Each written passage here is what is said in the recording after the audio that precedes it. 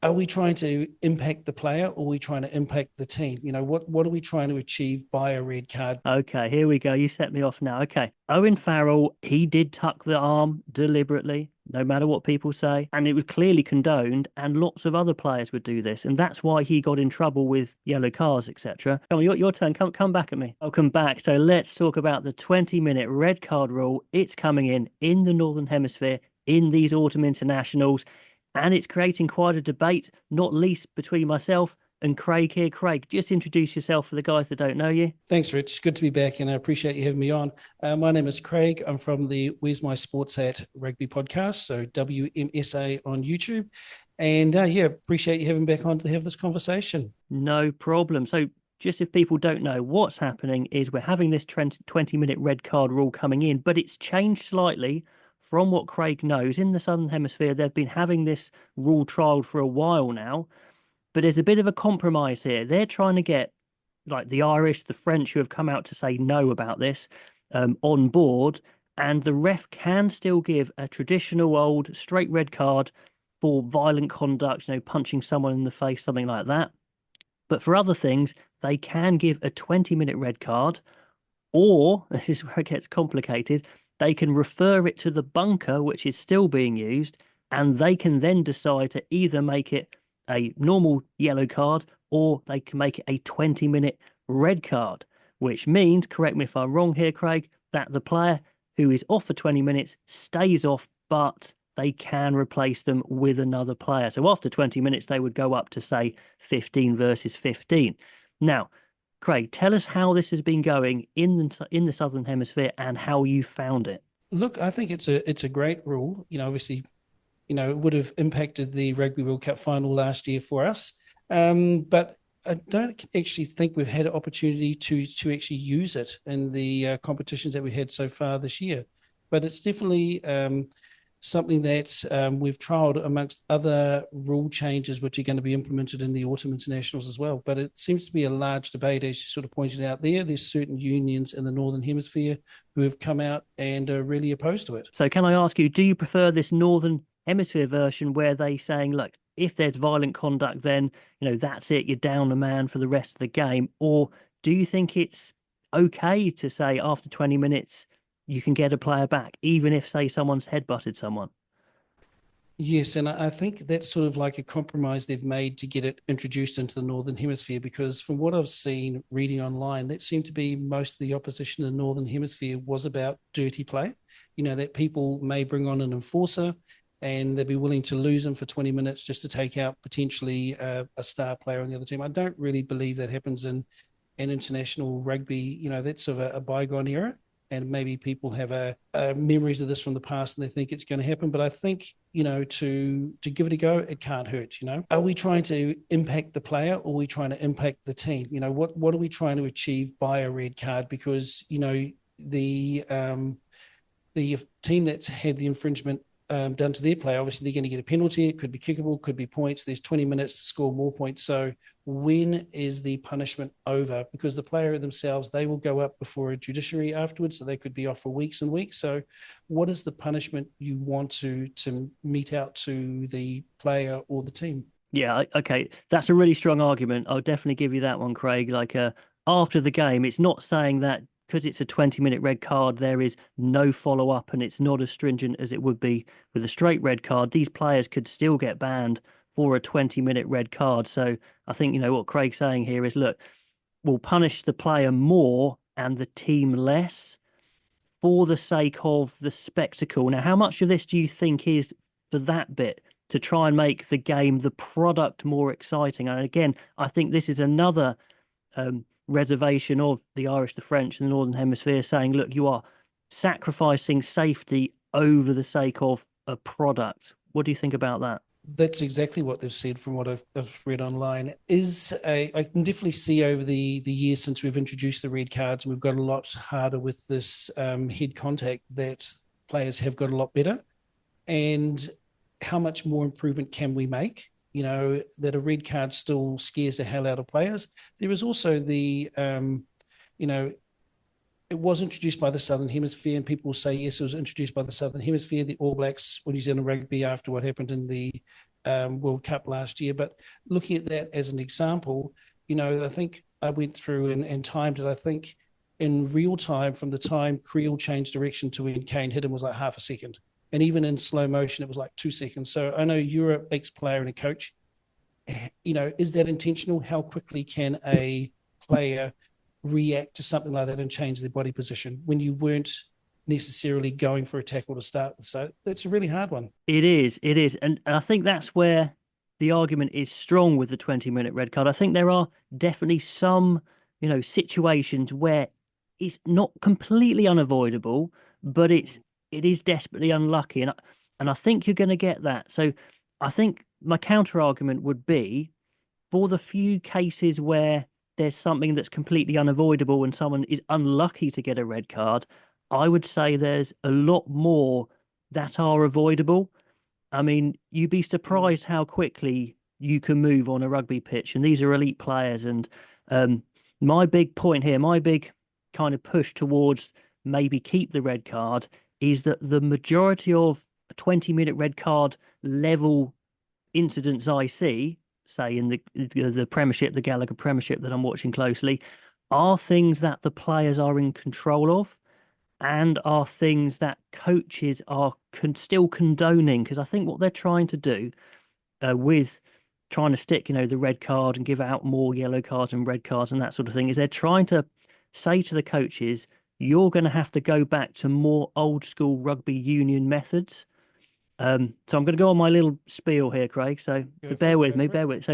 So what I think's happened, and I've said this in videos before, is when rugby union went professional, they're behind the 8 ball, they're trying to play catch up, and they look around to games, especially like rugby league, which is a great sport, but it is a different sport. And essentially they've brought in a number of practices from there that the powers that be have just basically turned a blind eye to. So what's happening is defensive coaches encourage and condone players staying on their feet. Whereas in the old school, you would, make a tackle low and you would quite happily fall over with that player, right? That's how you're taught to tackle. But that, of course, takes you out of the game. So with professionalism, defensive coaches, a lot from rugby league, are saying, we hate this. We hate players being off their feet. So what I want you to do is stand up big and strong. You've been in the gym, you're stronger than you used to be, you're heavier than you used to be. You can dip a little bit if you want and smash them in the chest and stay on your feet. They drop down, you compete for the ball or do whatever. You're still in the game. So that's been embedded in the game now for, I don't know, a decade without challenge. And what happens is, because you're staying on your feet and dipping a tiny bit, the difference between dipping a tiny bit and smashing someone in the neck or the head is centimeters. It just takes them to dip a tiny bit, or you to get it slightly wrong, or height differences. And that's what I think is causing the problem with, head contact, or one of the problems. And I think that the Northern Hemisphere see that if you say now it's a 20-minute red card, these defensive coaches or whatever will see that as a green light to say, let's just carry on doing this, because at the worst that's going to happen is we'll lose someone for 20 minutes. And at the moment, with the current red card, they're still not stamping it out of the game. So what the statement, I think, from the French and the Irish was, it would be a backward step to make it then less of a sanction. Okay, rant over. That's how I see the issue, and that's why I'm on the fence, a bit dubious about a 20-minute red card. Strong argument, 100%. I was nodding there because I totally get what you're saying. Rugby league, definitely, they do a lot of stand-up tackles, and there is so much head contact, but they rule the head contact different in rugby league, especially down here. It's a different sport. That's it. They rule on intent, where rugby rules on the outcome. And I actually like the ruling on the outcome. I think it gives you more consistency. And yeah, I totally get what you're saying. I think that is a great point. The first half. The second half, I still don't think people are going to green light dirty play, because 20 minutes off can still ruin a game. And so I think we do really want to stamp it out, and 100% support the first half. But I think as a game, especially, I keep harking back to that final. Yeah, I think the Sam Cane one is a strong argument for the 20-minute red card. I'll take that point. But I'm just saying a lot of other arguments, say Sonny Bill shoulder charge one. a lot of these things I see as deliberate actions by the player that have been condoned by coaches. Defensive coaches know that certain players love tucking in the shoulder and doing rugby league smashes into tackles and into rucks. People say, "Oh, he's trying to wrap his arm," but if you played the game, when someone's smashing with the shoulder or when they're open, they're open with their arms for a tackle. They know what they're doing. So I would say most of the time you can avoid. If you want to go your whole career without a red card, you're probably going to do it. I mean, players you've played with who get loads of red and yellow cards, and some players like who make loads of tackles but just never do. So I would say there's a lot more choice in this than people think, maybe. Really good point, and probably lazy technique as well. And Well, I'll jump on that one. Sorry, I kind of take issue with people saying bad habits and lazy technique in professional rugby, because you essentially do what the coach tells you to do. Otherwise, you don't play, you get dropped, you lose your contract. So if a coach said to you as a professional player, you're a professional flanker, say, Craig, and I said to you, I want you to rap on every single tackle and make a massive effort to dip, you would do it. You would do it the next game. It wouldn't be a habit you'd have to get out of. These players are clever. They are well trained. And if they say you present the ball like this, you will present the ball like this. So the lazy bit, I don't buy that. Good point. Good point. And also, if you're upright, you can jackal better as well, as opposed to when you're on the ground, you're not going to be able to absolutely compete for the ball. Yeah, well, look, you're starting to swing me a little bit there. And no, that wasn't the idea. You're meant to swing me, Craig. Come on, your turn. Come back at me. Well, I mentioned it before. I'm more from the belief that it isn't intentional, and we all coming from more the point of view that possibly there is intent behind it. So, if we use an example of who was Owen Farrell, so you would say I didn't want to raise that one because I get kind of stick for kind of having it in for Owen Farrell, but go on, you raised it. Would you say he lazy technique, intentional, or what would you describe? Okay, here we go. You set me off now. Okay, Owen Farrell is similar to many players. It's not just him. I want to say that straight away. He stays very upright. He certainly used to stay very upright when he tackles. It's something he's been coached clearly. He's picked it up from rugby league. He's a very strong fly half. He knew he could stand up nice and straight, tiny dip, smash into the chest with the shoulder. He did tuck the arm deliberately, no matter what people say. And coaches knew he did this, and it was clearly condoned, and lots of other players would do this. And that's why he got in trouble with yellow cards, etc., because he stayed upright, smashed with his shoulder. He had his arm kind of floating around to make it look like he was kind of rapping, but he wasn't. Everyone knows what he was doing, and lots of other people did that. So it's not me having a go at Owen Farrell, but it kind of proves the point I'm saying. If a coach said to him, Owen Farrell, you dip at the waist, you wrap with the arms, and you tackle round the legs every single tackle, or you don't play for England again, he would have done it the next day. Yes, so you're definitely leaning on the side of obviously these high tackles or head contact being intentional. Oh yeah, absolutely. And there's a few that aren't. I take your point. If you turn around and somebody suddenly swings into you, you're close to a ruck and you kind of just grab at them, yeah, it's going to happen sometimes.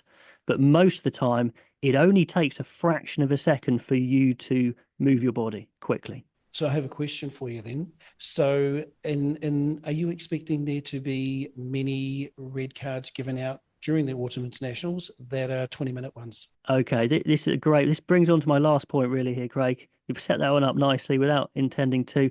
Probably not. I imagine what refs will do, maybe we'll see. First of all, I expect this trial to be a success. I really do. As long as the officials get the process right. The only reason why this trial would not be a success is long-term data proving that safety got worse. And we're not going to know that until this has been brought in and it's run for a couple of years. And at that point, it's probably so ingrained to go back is almost impossible. That's why this argument almost has to be made on kind of a predictive, like what I think is going to happen in the future, rather than let's have a trial and see how it goes, because I'm pretty sure the trial will go well. So I imagine coaches, referees, will be sending treating things very much as normal. This meets a yellow card threshold, go to the bunker, and then they'll let the bunker decide if it's a 20-minute red card, because they've got 10 minutes to decide whether it's 10 minutes or 20 minutes. So I think there'll be virtually no difference. And the refs will just say, okay, decide for me if this is still yellow or it's 20-minute red. What they can't do, if they send it to the bunker, that means the referee then has forgone their option of making it a straight red. I'm pretty sure the bunker cannot make it a straight red if the ref hasn't done it on the pitch at the time. Very, very good point. I have one last thing I sort of want to throw out there, and I don't know whether this changes anything. When you look at the World Cup last year final, you had the two instances of head contact. One went to yellow and upgraded to red. The damage done to the player when it was just the straight yellow and didn't get upgraded was actually worse than the damage done to the player that was later upgraded to red. So I suppose maybe, does this 20-minute sort of bring some sort of mitigation in around those things, as you sort of alluded to? Yeah, maybe the mitigation is going to be so tricky for these TMOs to look at, isn't it? And the refs to look at. That's what it all comes to, is mitigation. I mean, talking about that World Cup final, I mean, I can't remember it as clear as day, but I think for me, a lot of the mitigation should be head up or head down. Like, so many of these things, so many of these head contacts are made because the tackler has their head bolt upright, because that means you can then see what's happening, you can react, you can stay on your feet, rather than I am committing to this tackle 100% and you dip your head down. But that's just me. But they'll be looking at changes of height, sudden changes of direction, colliding into players. It's going to be messy, no doubt. So, yeah, I think let's give it a go. Let's give it a crack and see. And, maybe it won't be used hardly at all. But I want to add one last thing for me. I think you're definitely right about the tackle hikes. I've noticed the Springboks in the recent series that we played down here, they've really gone low with all their tackles, especially around the ruck. They're chopping at the ankles, which is great. It's great to see. They're not being upright, which I do agree, and I probably get pillared for it. No, you're right. I did Kane does love to be upright in his tackles. I was looking at the difference between Ireland and the Springboks, and the Springboks were noticeably lower. I mean, and Ireland, maybe it was in the series in South Africa I did it. I can't quite remember, but yeah, they're ahead of the curve. They're doing what I think World Rugby is trying to make happen and making teams go lower, and they're doing okay, right? Yeah, they're winning the odd game here and there, aren't they? Yeah, exactly. So hopefully, I'm just hoping that eventually the penny will drop, and powers that be will say, look, stop coaching upright tackle, stop coaching rucking where you're falling over with the player instead of driving them backwards like the idea was. And they actually go back to a bit more of the old school rugby union techniques, and you can still be successful doing that, as the South Africans are showing. Yeah, I think you've almost won me over. I like the idea of it a little bit still being there for mitigation for, just those occasions. There are occasions, yeah. But I think as a whole, and I do agree with that right from the outset, that it does need to be there, and definitely is having a positive impact on player safety. Yeah. I tell you what is funny though, we might go through this whole autumn series and we never see a 20-minute red card. And then what? But anyway. A lot of talk about nothing. Yeah, absolutely. But anyway, great conversation, Craig. Really appreciate you coming on, giving the Southern Hemisphere point of view, and hopefully we'll chat again soon. We will be, and good luck for this weekend. Do get on to Craig's podcast. I'll pop all the links in the description down below.